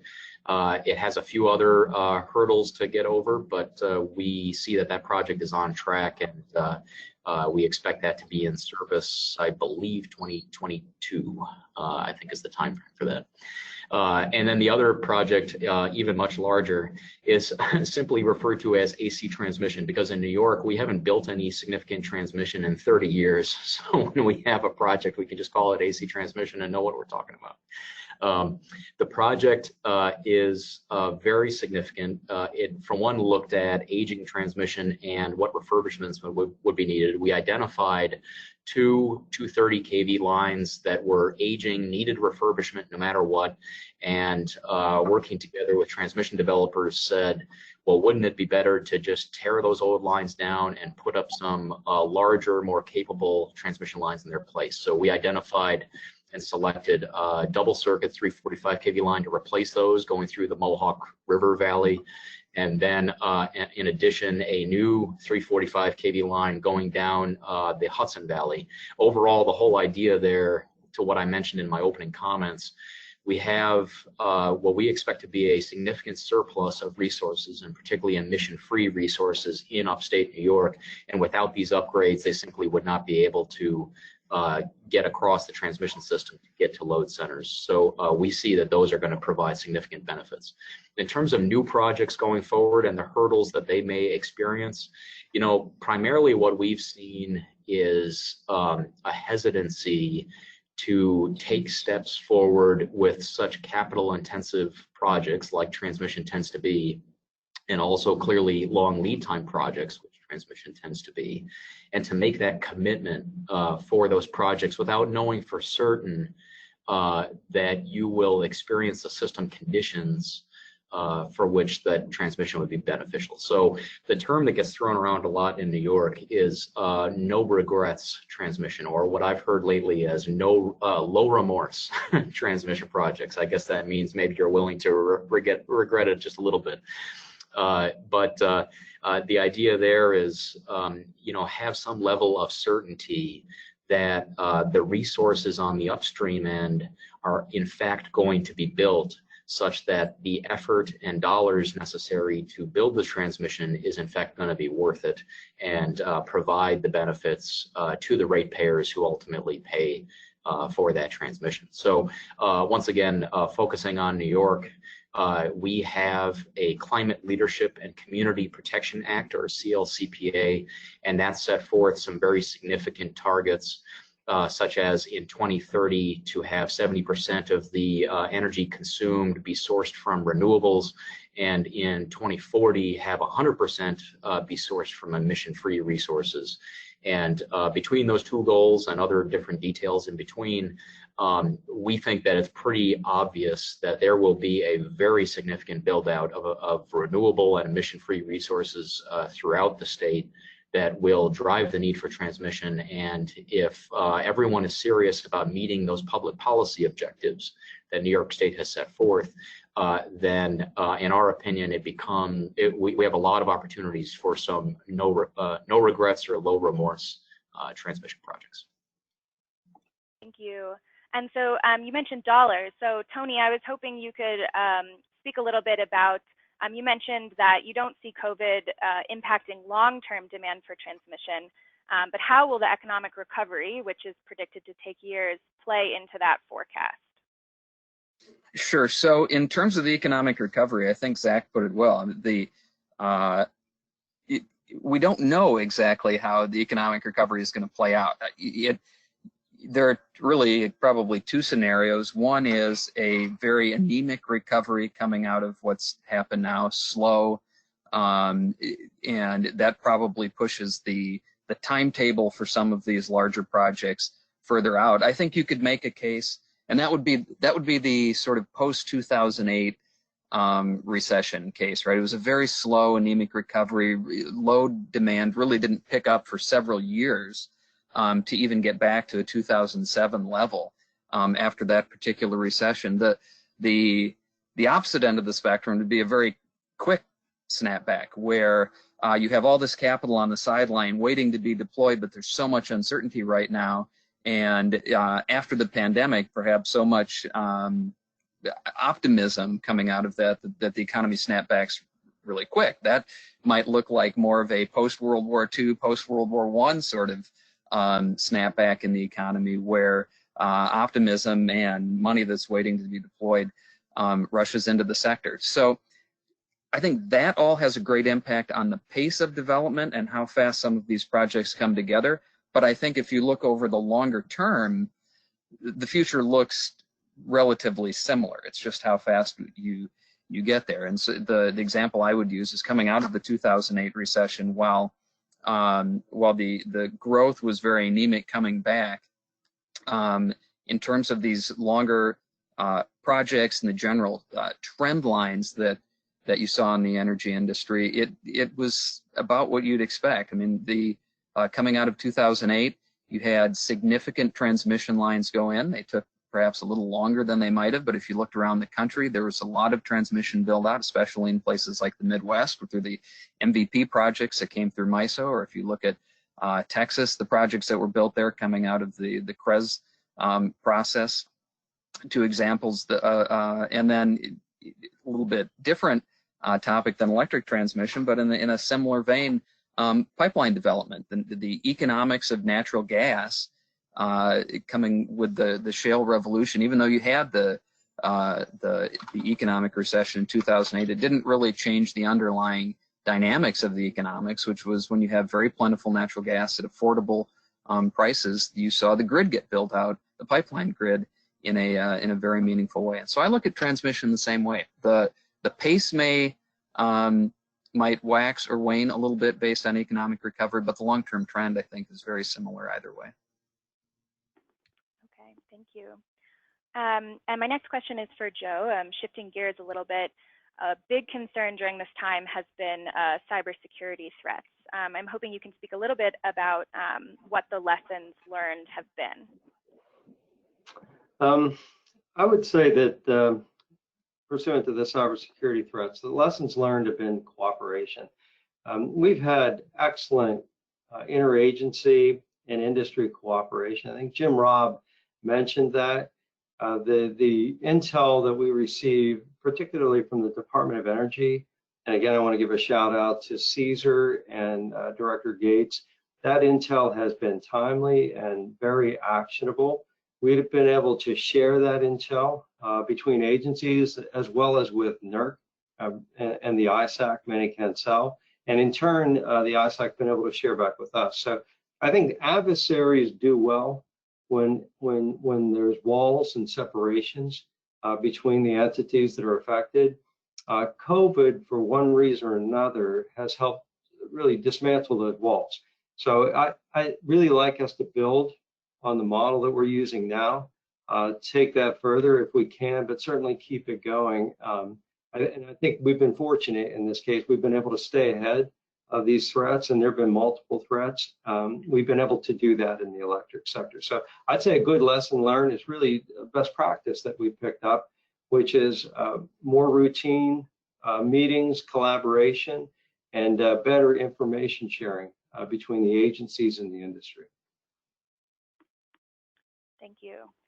So I have a number of more questions, but Larry, I just wanted to check in and see if I want to make sure we have time for participants to ask questions. Unfortunately, because of my technological difficulties, I can't see if those are in the webinar. Yeah, I've got one question that was submitted, and it's for Zach. And the question is, how does electrification impact the need for transmission in the future beyond the shift to renewables, and certainly beyond the current pandemic situation we're facing? Yeah, it's a fantastic question, something that I did not touch on, but most certainly a major driver as we see it in the future.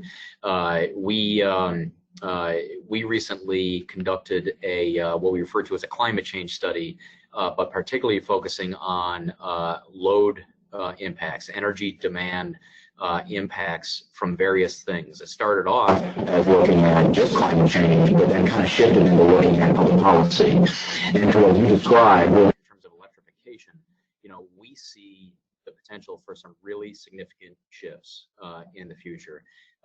We see passenger vehicles shifting over to electric from gas.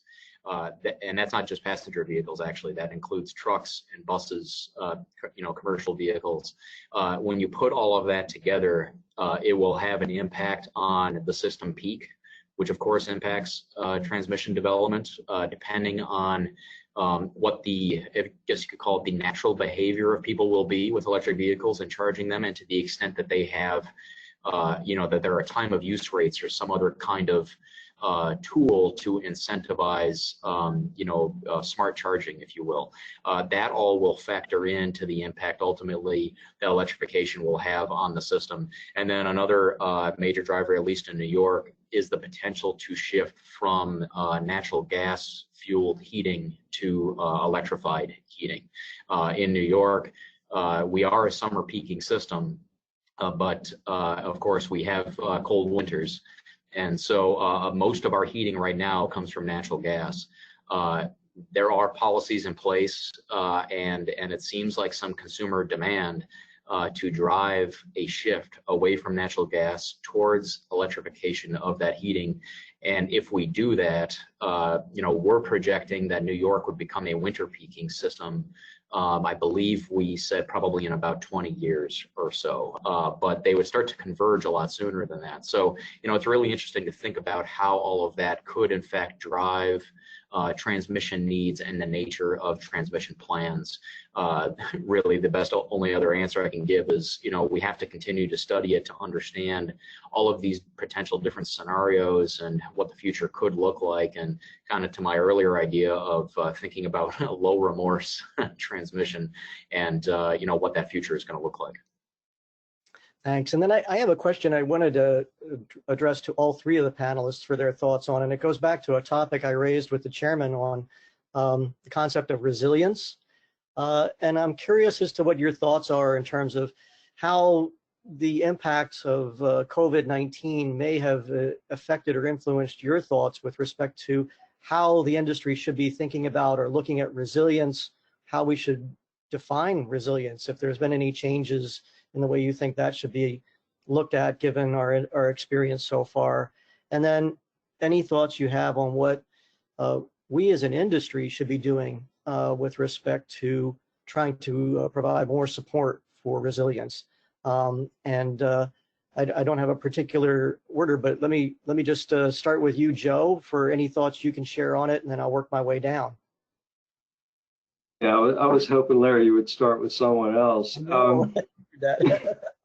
This is a tough question. I mean, I was running through the outreach that we've conducted and all the information we've heard, and I was thinking about what Zach said as far as demand reduction, and we've seen that, and we've seen the demand now. It looks like in every area just come rolling right back. I mean, but it shifted, so it's in different areas. And I guess the question would be, and then the other concern that we had, at least initially, but I'm not sure that this one's materializing either.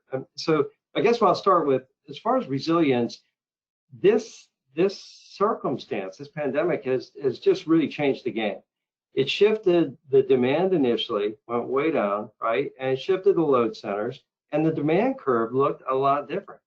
And so the question was going to be, with the resource mix we have in place, and with the ability for generators to provide, headroom, say, and be able to compensate, for losses, and with the transmission system really being planned and built to serve the load centers that were in place, would we be able to move forward? What's going to happen with the planning process?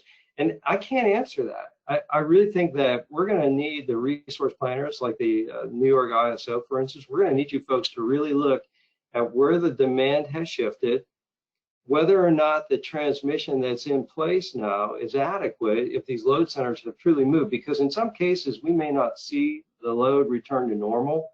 In other words, there'll be a new normal. So how has that shifted? And what about this changing resource mix? As we lose resources and pipelines, as the pipeline projects could be jeopardized because of credit issues, what is that going to do with the location of the generation and with the transmission that we've got into place and the ability to build these transmission lines? So I guess the question would be that the framing that we had about resilience, I think, was fine, it was proper, and we had great conversations about it. But now it looks like the equation hasn't changed. I think all the factors are the same, but now the numbers are changing. So how do the new numbers, fit into this equation? And what does that mean from a resilience standpoint? I really think that we're going to have to rely on the planners. We have to get a little bit more experience here, but then do some projections and rely on the planners to come up with scenarios that we can build upon. Yes, and overarching all of these things, of course, is cybersecurity. So we've got all these new tools, new technologies. We got people working from home. I'm not sure how secure their home networks are. I know they're great targets for adversaries. So how secure are they? How many adversaries have been able to get into those networks? And what's going to happen moving forward to those resources if adversaries are specifically targeting employees and being able to penetrate some of those areas? I think it's just, to me, the chapter's not written yet. So sorry, guys, I didn't mean to take so much time with it, but maybe that gave you a little time to think too. Well, thanks, Joe. And Yeah. based on earlier comment, it seemed to me like that was a great way of trying to toss the ball over to Zach on your focus on planning. So I'm going to go ahead and turn to him and give Tony a little bit more time to think about it as well. So Zach, could you pick it up from there? Sure. Well, I appreciate all of your answer, Joe, because yeah, you covered a lot of what I would say. So from an electric grid resilience, from an electric standpoint, I agree with everything that Joe said. That I think one thing that we'll have to be very mindful of is how the load centers may shift and what the nature is of that demand on peak at any hour of the day, and what the nature of that would be with regard to being able to serve that load, not just under nice calm conditions, but all kinds of conditions. And so, again, from an electric standpoint, one thing we have in fact been looking at quite a bit lately is this concept of resilience, and trying to understand, what could be the impact in the future from more severe storms. Obviously, in New York, we got very, very much hit by Superstorm Sandy, and that's been fresh in our mind for a number of years now, and the impact that had on us. I work very closely with all the New York utilities to focus on what can we be doing from a resilience standpoint in that regard. And then we're also thinking about, I referenced climate change. We're thinking about just simply how is the weather going to change in the future, and how could that impact the operation of the grid? And that goes beyond just temperatures, although temperatures can have a big impact, but also, ice storms, for example, just more extreme weather, and how resilient are we to all of those things. So I think fairly clearly all of that is independent from COVID-19. COVID-19 will drive potentially a shift in where the load centers are that we need to make sure we're serving, and we need to be mindful of that. And I thought it was interesting, I believe it was Jim Robb that mentioned earlier, thinking about the broader sense of resiliency and what that may mean now under COVID-19. And I think in the much broader sense, well beyond electric grid planning, is simply just resilience for circumstances like this for all of our companies, and keeping that in mind for cybersecurity, for personnel, and the ability for all of us to keep doing our jobs. Thanks, Zach. And I think this is the perfect person to back cleanup for us as a thought leader and a high-level state and federal former state and federal policymaker to address this. So, Tony, what thoughts do you have on it? Sure. Thanks, Larry. So, the first thing that always comes to mind when I get a question about resilience is, how do we define resilience? And I used to think I know pretty well what that meant. I think back in the old days, it was the ability for the system to take a hit, withstand it, but if it can't withstand it, how can you restore the bulk power system as quickly and reliably as possible? I think in the context of current debates about resilience, some other concepts have kind of snuck in there that look to me a bit like resource adequacy, maybe in some ways. And that's driven some of the current debate. I think in terms of the impact of the pandemic and COVID on my thinking in terms of what resilience means is I don't think it's fundamentally changed how I view the concept of resilience. It may be more reaffirming in terms of the importance to make sure that we have resilience done right, because we've seen how important this particular industry is to the economic health and well-being and safety of the American people. I think that if anything, it reinforces the need for stability and clarity so that the market participants and those who run the systems have the ability to make the investments with some confidence, so that the system stays as resilient as it could be. In terms of maybe things that I have on the horizon that concern me a bit, it probably gets back to the idea of stability and knowing the rules of the road and and how to invest in resilient systems and making sure that there are market signals there that encourage that sort of investment. I continue to worry about the interface and sometimes dysfunction between state public policy and certain RTO regions of the country. Probably the best example of it is what's going on in PJM right now, where you have state public policies that may not mesh particularly well with market designs. And I think in terms of the signals that sends for investment and for the utility community to know where to invest in projects that can make the system more resilient, sometimes those signals may get very mixed. And so I think that's something to continue to look at and to have some concern over, especially in those restructured regions of the country that are attempting to operate within multi-state RTOs.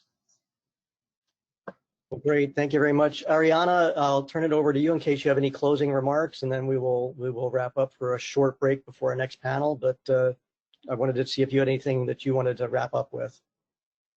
I just want to say thank you for everyone for being here, and it was really interesting to hear everyone's thoughts, and yeah, that's about it. And I want to echo that. Thank you, all three of our fantastic panelists on a really timely and interesting topic that we're going to be dealing with and talking about for some time. So thank you very much. I think at this point in our agenda, we are scheduled to take just a very short 5-minute break for people to either refill their coffee cup or deal with any other issues they have for a short time period before we come back for our next panel, which is going to deal with transmission incentives. So please stick around. We will resume in about 5 minutes.